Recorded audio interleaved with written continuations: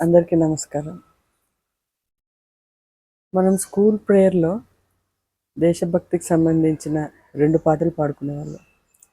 ఒకటి 'జనగణమన' అది చివర్లో పాడుకునేవాళ్ళం. ఇంకొకటి మొదట్లో పాడుకునేవాళ్ళం. అది 'వందే మాతరం'. ఆ పోయెమ్‌ని రాసింది బంకిం చంద్ర చటర్జీ. ఈయన కూడా బెంగాలీ కవి.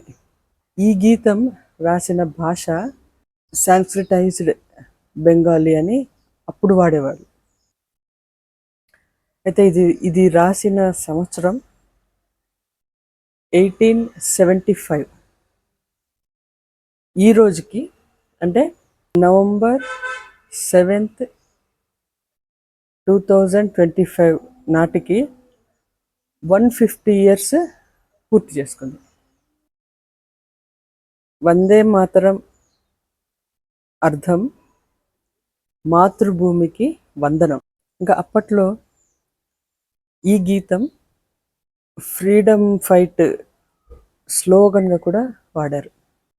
ఫ్రీడమ్ ఫైటర్స్ అందరూ వందే మాతరం అనే నినాదాన్ని చెప్పుకుంటూ వాళ్ళు బలాన్ని చేకూర్చుకునేవాళ్ళు, దళాన్ని కూడా చేకూర్చుకునేవాళ్ళు.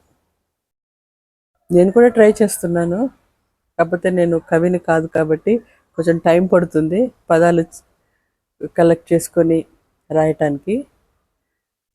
కవులకైతే నోటు మీద ఉంటుంది వర్ణన. మీలో ఎవరన్నా కవులు ఉంటే మన దేశ గొప్పతనాన్ని వర్ణించే ఉంటారు. కామెంట్స్లో కవిత్వాలను మెన్షన్ చేయండి. రాబోయే వీడియోస్లో వాటిని మీ పేర్లు చెప్పి నేను చదువుతాను.